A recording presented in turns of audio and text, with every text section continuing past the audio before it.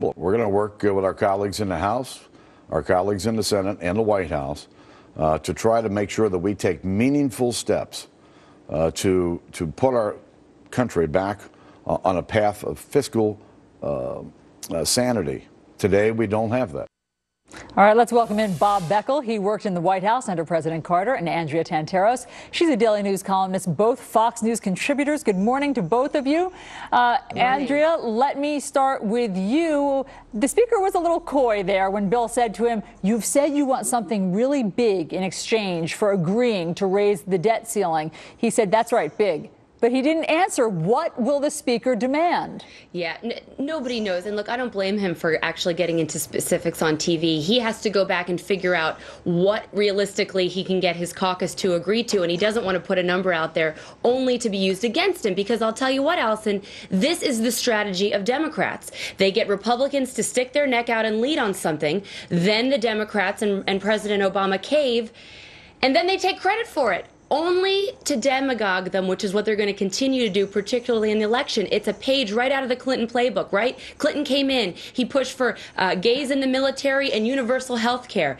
It didn't work, and so he needed Newton the Republicans to lead. He took credit for it, and then he demagogued them in the election. But that's Bob, what's happening. I'm curious about this. Can the Republicans really position themselves as being against raising the debt ceiling when economists say that it would be catastrophic not to? It would not only be catastrophic, you know, John Barry talked about credit cards of the federal government. That was the analogy he used. If they don't pass the increase of debt ceiling, the credit card costs for average Americans are going to skyrocket. Mortgage costs are going to skyrocket. Small business loans are going to skyrocket. This is playing with fire. Never, ever in the history of this government have we failed to increase the debt limit. It is a very dangerous thing to even be talking about, given how fragile the world markets are. And beyond that, President Obama is going to come out with a position on Wednesday.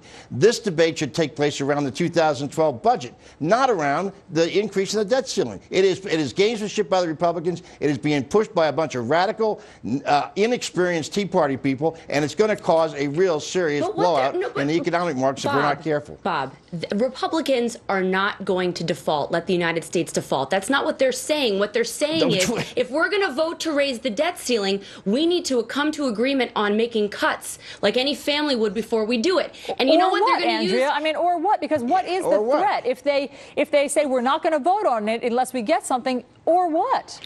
They're all going to eventually come to the table, and they're going to vote on it because, as Barack Obama said himself, and these are the words you're going to hear Republicans use, if they do vote to raise the debt ceiling, Obama said in 2006 it would be a failure of leadership. It means, quote, he said, that government can't pay its bills. So they're going to have to bring them together. It will be a showdown and get them to agree to more cuts before Republicans say, all right, we'll just vote to increase the credit limit again on the country's credit card. Andrea, you're talking about apples and oranges here. This is not the place to debate cuts. And by the way, let's assume the Democrats don't give in on any cuts. Does that mean that the Republicans are going to vote to not increase the debt ceiling and put the world's markets into turmoil? Is that what you're saying? They're not going to do that. They are not going to do that. And I'm not talking about apples and oranges, Bob. You can't look at them separately. You cannot talk about our debt without talking about spending. Well, I know a Democrat can easily do that because you don't think that spending's a problem.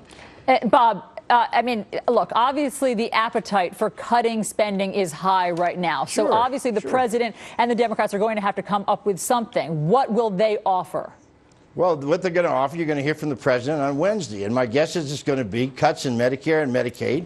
He may actually touch Social Security, which the Republicans have not been willing to do. But he's not going to go through the draconian cuts that the Republicans have gone through, and that's going to be a very clear delineation. He's also not going to cut taxes on wealthier individuals. He's going to increase them, which he should. And so that's a big major debate we need to have around the 2012 and out-year budgets, not around the debt increase, which is something that has never happened before. And if we do it now, we're setting a precedent which is terrible for the country. Well, either way, they say that this next budget battle and the debt ceiling battle is going to make what we just went through look like child's play. So Bob Beckel, Andrea Tantaros, we'll look forward to having you back soon. Thank you. Pleasure.